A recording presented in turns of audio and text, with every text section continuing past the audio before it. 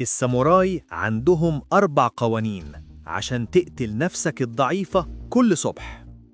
الشخص اللي بيدوس سنوز الصبح ده مش انت، ده نفسك الضعيفة واللي كسبانة كل يوم في حياتك. الساموراي كان عندهم 4 قوانين عشان يقتلوا النفس الضعيفة دي قبل ما تصحى. وده ازاي؟ القانون الأول، ال5 ثواني شويو، The 5 seconds شويو. انت فاكر الكسل عن انك مش عايز تقوم؟ غلط. الكسل يساوي الفجوة بين المنبه والحركة. المفاوضة ال5 ثواني دي ده المكان اللي بتخسر فيه. الساموراي سماها شويو، التدريب الصارم اللي بيصنع صلب عقلي. بس اللي محدش بيقولهولك، كل ثانية انت نايم فيها مش بترتاح، انت بتتدرب انك تبقى شخص مش بيحافظ على وعوده. دماغك حرفياً بتتمرن على الضعف. الرهبان البوذيين بيقعدوا تحت شلالات متجمدة، ما بيفوضوش البرد، ما بيعدوش ل3، بيدخلوا وخلاص. القانون الأول، المنبه رن، رجلك على الأرض في 5 ثواني، مفيش تفكير، مفيش مفاوضات. ده مش عن الحماس، ده عن قتل المحادثة. دلوقتي انت بتفكر 5 دقايق كمان مش هيفرقوا. ده الصوت الساموراي سماه نفسك الضعيفة واللي كسبانة كل صباح في حياتك. بكرة الصبح ما تفوتش معاها، اتحرك وخلاص. القانون التاني، طقس الانضباط. انت مش بتستعد لليوم، انت في اليوم أصلاً، ده هو اليوم. غسيل السنان هو التدريب، ترتيب السرير هو التمرين. الساموراي سماها بودو، تحويل حياتك كلها لدوجو، مكان التدريب. هم فهموا حاجة، إزاي بتعمل أي حاجة هي إزاي بتعمل كل حاجة. لو مش قادر ترتب سريرك بانضباط، إيه اللي يخليك تفتكر هتتعامل مع أزمة الساعة 3 العصر بانضباط؟ القانون التاني، اختار 3 أفعال صباحية، نفس الطريقة، نفس الترتيب، كل يوم، 0 استثناءات يساوي 0 مفاوضات. عارف الإحساس لما تبقى مستعجل، نص ملبوس، مش لاقي المفاتيح، متأخر؟ ده مش حظ وحش، ده شكل الفوضى لما الانضباط يسيب الفطار. الساموراي كان عندهم مقولة، المسائل الصغيرة لازم تتعامل معاها بجدية، المسائل الكبيرة لازم تتعامل معاها بخفة، بيبان معكوس مش معكوس.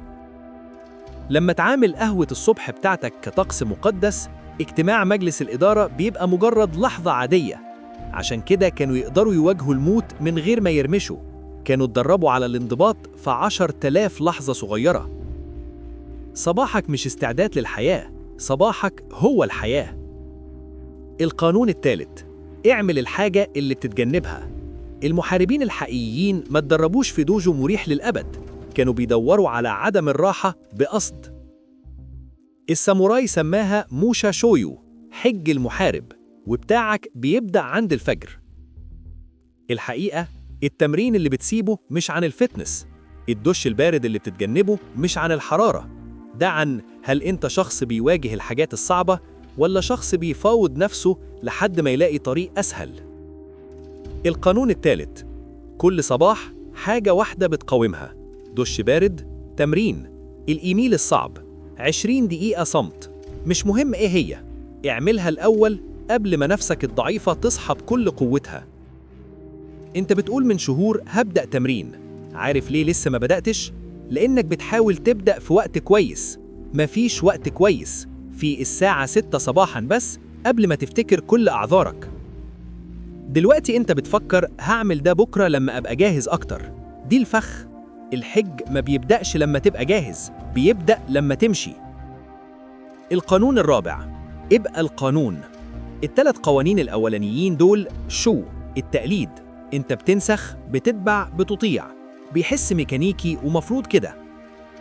بس اللي بيحصل حوالي يوم 30-40 بتبطل تعمل صباحك، انت بتبقى صباحك.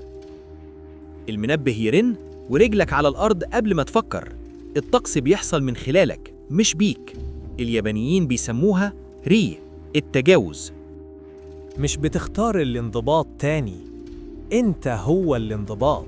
القانون الرابع، ثق في العملية لمدة 100 يوم على الأقل. الهدف مش الكمال، الهدف التحول. مش بتبني روتين، انت بتبني هوية جديدة. مياموتو موساشي راح 60 مباراة من غير هزيمة، مش لأنه اتدرب على تقنيات السيف، لأنه بقى السيف. إيده والمصل بقوا حاجة واحدة. انت مش بتحاول تبني الانضباط، انت بتبقى شخص الانضباط عنده طبيعي زي التنفس.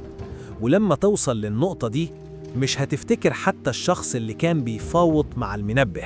الاختيار بكرة الصبح مين هتبقى؟ ده اختيارك، واقصد دلوقتي الثانية دي. بكرة الصبح المنبه ده هيرن، وعندك طريقين. الطريق الأول النفس الضعيفة، تدوس سنوز، تفاوض، تقول بكرة فعلا هبدأ. تمام، معظم الناس بتاخد الطريق ده طول حياتهم. الطريق التاني الساموراي، تفتكر اللحظة دي، رجلك على الأرض في 5 ثواني، تعمل الطقس، تواجه اللي بتتجنبه، وبعد 100 يوم مش هتعرف حتى الشخص اللي انت عليه النهاردة. الساموراي كان عندهم مقولة: معركة بكرة بتكسب في تدريب النهاردة. بكرتك بتاعك بيتقرر دلوقتي، بإيه اللي هتختار تعمله لما المنبه يرن. مش محتاج تبقى متحمس، محتاج تبدأ بس. الطريق هيعلمك كل حاجة تانية. تطورك بيبدأ بكرة عند الفجر، ما تفوتش معاه. الزبدة، يلا نلخص القوانين الأربعة.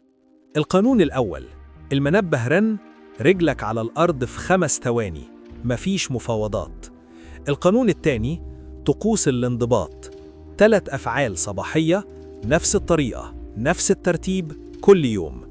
إزاي بتعمل أي حاجة؟ إزاي بتعمل كل حاجة؟ القانون الثالث، كل صباح اعمل حاجة واحدة بتقاومها الأول. دش بارد، تمرين، إيميل صعب، صمت، قبل ما نفسك الضعيفة تصحى. القانون الرابع، ثق في العملية 100 يوم. مش بتبني روتين، انت بتبني هوية جديدة. بعد فترة مش هتعمل الانضباط، انت هتبقى الانضباط. الزبدة في جملة: نفسك الضعيفة بتكسب كل صباح عشان انت بتفاوض معاها. الساموراي ما بيفوتش، بيتحرك. التحدي الحقيقي ليك بكرة الصبح لما المنبه يرن، هتختار أنهي طريق؟ اكتب في الكومنتات التزام علني. بكرة الصبح الساعة 6 صباحاً هعمل 1. رجلي على الأرض في 5 ثواني، مفيش مفاوضات. 2. غسيل سنان، ترتيب بريد، قهوة، نفس الترتيب كل يوم. 3. دش بارد 2 دقيقة، الحاجة اللي بتجنبها. 4. هكمل 100 يوم، التزام علني من دلوقتي. ليه الكتابة مهمة؟ لأن الالتزام العلني بيساوي ضغط إيجابي.